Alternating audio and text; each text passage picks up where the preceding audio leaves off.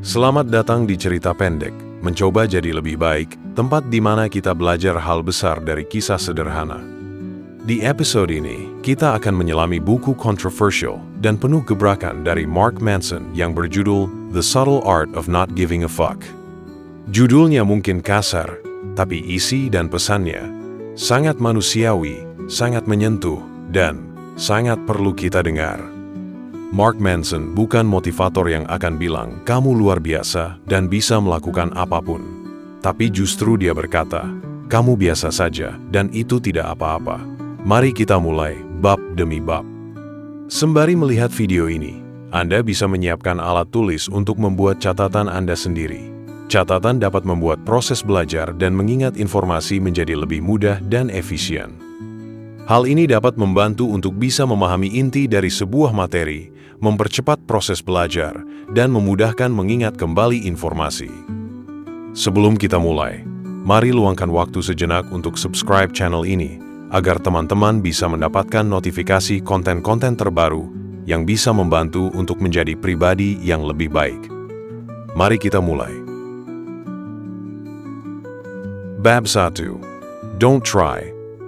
Mark membuka buku ini dengan paradoks. Semakin kamu berusaha untuk menjadi sesuatu, semakin kamu menegaskan bahwa kamu belum cukup. Ia mengangkat contoh Charles Bukowski, seorang pecundang sejati yang akhirnya sukses justru karena dia tak berusaha menjadi hebat. Pesan yang dapat dipelajari darinya adalah menerima bahwa kita biasa saja justru membuka jalan untuk hidup yang lebih jujur. Jangan pedulikan semua hal. Pilih hanya hal-hal yang layak dipedulikan. Bab 2. Happiness is a problem. Mark menyatakan, hidup penuh masalah. Solusinya, pilih masalah yang layak diperjuangkan. Banyak orang berpikir, kalau saya kaya atau sukses atau punya pasangan, saya akan bahagia.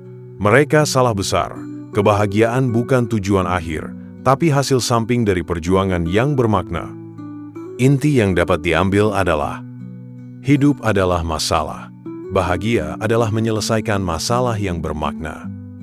Jangan kejar hidup tanpa masalah, tapi cari masalah yang ingin kamu hadapi. Bab 3. You are not special. Bab ini mungkin menyakitkan, tapi juga melegakan. Manson menyindir budaya, semua orang luar biasa. Padahal, kalau semua orang spesial, berarti tidak ada yang spesial. Ketika kamu percaya dirimu luar biasa, kamu jadi tidak bisa menerima kekurangan, tapi menerima bahwa kamu biasa saja membebaskanmu untuk berkembang. Poin utama dalam bab ini adalah, hidup bukan tentang menjadi istimewa, tapi tentang menjadi nyata.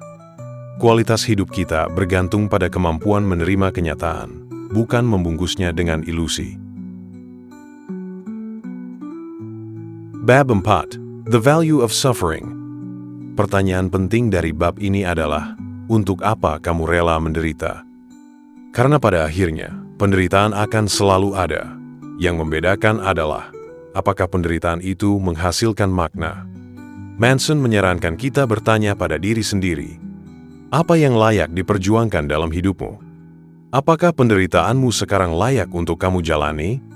Prinsipnya, arti hidup bukan dihindari dari rasa sakit, tapi memilih rasa sakit yang tepat.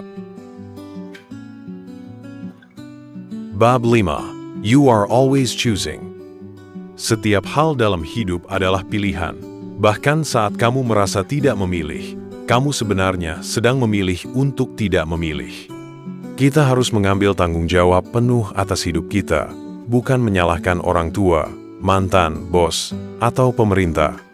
Garis besarnya, kamu tidak bisa mengontrol apa yang terjadi padamu, tapi kamu bisa memilih bagaimana kamu meresponsnya. Tanggung jawab bukan tentang menyalahkan, tapi tentang mengambil kendali atas reaksimu. Bab 6. You're wrong about everything, but so am I. Kita semua salah. Kita hanya beroperasi dengan kebenaran-kebenaran sementara yang bisa berubah. Mark mengajak kita untuk tidak melekat pada pendapat, keyakinan, atau identitas secara kaku. Ajaran penting dari bab ini adalah, Keterbukaan untuk salah adalah kunci pertumbuhan. Beranilah meragukan keyakinan lama dan siaplah mengubahnya jika memang salah. Bab 7. Failure is the way forward. Kesuksesan itu bukan kebalikan dari kegagalan. Justru, kegagalan adalah jalan menuju keberhasilan. Orang sukses gagal lebih sering karena mereka terus mencoba.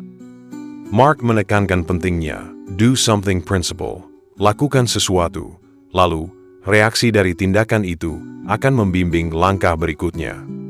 Simpulan dari bab ini adalah, bertindak dulu, inspirasi menyusul. Aksi menciptakan motivasi, bukan sebaliknya. Bab 8. The importance of saying no. Tidak semua hal layak kamu pedulikan. Kebebasan sejati datang dari keberanian berkata tidak. Mark membahas pentingnya batasan. Mau hidup lebih tenang, mulailah memilih dan membatasi apa yang penting. Mau hubungan lebih sehat, berani bilang tidak pada hal yang menyakiti atau tidak menghargaimu. Inti pelajaran. Komitmen itu membebaskan. Hidup punya keterbatasan, dan dari keterbatasan itu terdapat makna. Bab 9. And then you die. Kematian adalah bab penutup, tapi juga pusat dari seluruh buku ini. Kita semua akan mati. Kesadaran ini seharusnya bukan membuat kita takut, tapi membuat kita sadar mengenai waktu kita terbatas. Jangan sia-siakan pedulimu untuk hal-hal yang tidak berarti. Mark menceritakan kisah temannya yang meninggal, dan bagaimana itu mengubah hidupnya. Kita harus berani menatap kematian agar tahu apa yang benar-benar penting. Dari bab ini, kita dapat menyimpulkan, hidup yang baik adalah hidup yang menyadari bahwa kematian itu pasti. Maka, berhentilah memberi fuck untuk hal-hal remeh dan fokus pada yang bermakna. Ringkasan inti dari buku ini antara lain, 1. Hidup bukan tentang jadi sempurna, tapi jadi otentik. 2. Tidak semua hal penting. Pilihlah yang pantas kamu perjuangkan. 3. Bahagia bukan tanpa masalah, tapi masalah yang berarti. 4. Kita semua biasa saja dan itu justru dasar untuk tumbuh. 5. Ambil tanggung jawab, jangan main korban.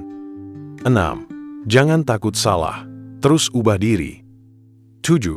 Gagal adalah bagian dari sukses. 8. Katakan tidak demi menjaga makna hidupmu. 9. Kamu akan mati, jadi hiduplah dengan sadar. The Subtle Art of Not Giving a Fuck bukan panduan hidup tanpa beban, tapi tentang memilih beban yang tepat. Buku ini bukan sekadar motivasi, tapi tamparan realitas yang membebaskan. Semoga setelah ini kamu bisa memilih lebih bijak mengenai siapa, apa, dan bagaimana kamu memberi perhatian. Terima kasih sudah menyimak sampai akhir. Bila ada buku yang ini kami bahas untuk pembelajaran bersama, silahkan bisa tuliskan di kolom komentar. Sampai jumpa di episode cerita pendek berikutnya. Sekian, dan terima kasih.